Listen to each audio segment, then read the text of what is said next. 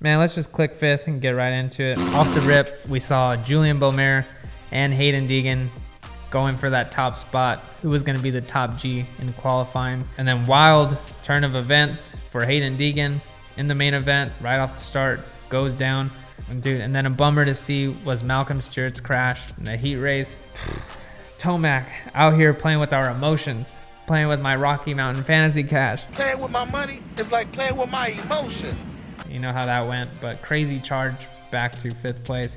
Jason Anderson also, dude, I saw that front wheel. Maybe it wasn't as sketchy to him, but on TV, it looked gnarly. I was like, damn. Jorge Prado took a soil sample. He looked like he was getting kind of sketchy in that main anyway, but I'm glad he's okay. And then lastly, was not expecting it whatsoever, but Ken Roxon pulling off second in the main event. Dude, you just cannot leave Kenny out. So pretty wild night from Anaheim 1. So coming into Anaheim 1, everybody's wanting to look fresh. They're wanting to look their best. My top 4 favorite from Anaheim 1 was Alpine Stars and Dirt Studios doing their collab. Eli Tomac rocked it the best though, because it looked the best on a Yamaha. Yes, I'm biased. But yeah, Eli looked sweet. Jett also looked really badass. He had those purple boots on with the highlighter yellow, just matching his number 1. He looks sick. Jorge Prado, another one. Fox Kit, hot pink on the Kawi. Yeah, he was looking like the man. And then Shimoda looked badass with that yellow on red. It was hard. That was a hard look. So coming into Anaheim 1, you got Deegan pulling up the flooded out Rolex. You have Julien Beaumer pulling up with the Dalmatian coat on. So both these riders feeling sweet. The rider who wasn't feeling sweet was Levi Kitchen, the chef. He was cooked. Supposedly he's sick, drops out. Now he's gonna race the East Coast. Man, I was so excited to see Levi and Haiden Deegan go after it this whole West Coast season. I feel like that was gonna be Hayden's biggest threat. But now we're seeing the sophomore Julien Beaumer rise up. It looks like he worked out all his weaknesses. I think he still has a little bit more to go if he wants to compete with Haiden every single race. But he looked good, man. He looked fast. He was laying down some fast lap times. Watching practice, they had the camera on Deegan when he turned that fast lap. And then you see Beaumer turn a faster lap. Wish I would have saw what he was doing, because Haiden looked like he was ripping. And I couldn't believe going faster than that. You know, like, that was crazy. One rider that I had under the microscope was Cole Davies. Star Racing said 3 weeks out that he was going to go race West Coast.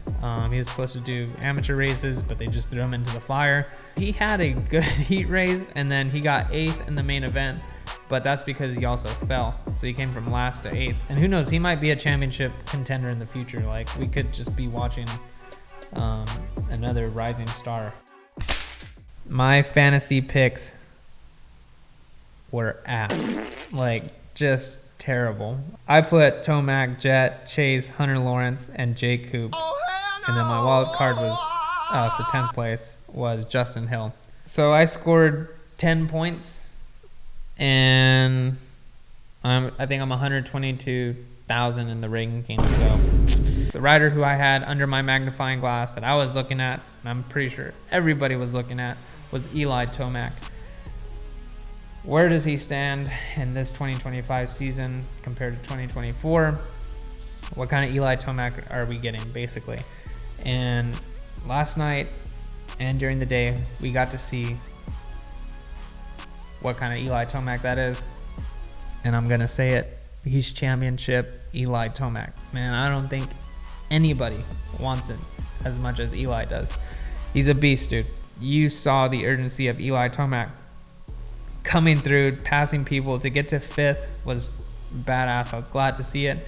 But it just shows that he's probably thinking, man, I gotta be prime time to go against Jett and Chase and Cooper Webb and just, you know, have the best result every single race, and can't really let these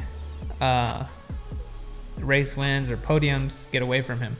So I'm excited to see this Eli Tomac all 2025. I really don't go for any racer. I just want to watch and see, like, whoever's the best, like, hell yeah, they deserve it. But Eli, it's his last season. Dude, I'm rooting for him. I'm going to be biased this season because I want Tomac to win this season. So with that being said, the two that I have under my magnifying glass in San Diego are the two SMX champions, Haiden Deegan, Jett Lawrence. Haiden Deegan, we know why. He just needs to bounce back. He needs to put in some good results and climb up through the points a little bit. But I'm curious to see how he will bounce back in San Diego. He could have a worse race than what he did in Anaheim, and things can just start crumbling or snowballing, or he can snowball in a positive way and just start clicking off wins, which I'm pretty sure is going to happen because that kid is fast. But for Jett, though, it's a little different. He says that his bike's not really where he wants it to be. He looks like he's not really pissed about it, like struggling, because I'm sure they're going to get the bike where he needs it to be. They're going to put in the work this week. So I'm curious to see how he comes out in San Diego. Are we going to see Jett Lawrence pull off a win, or will we see him struggle?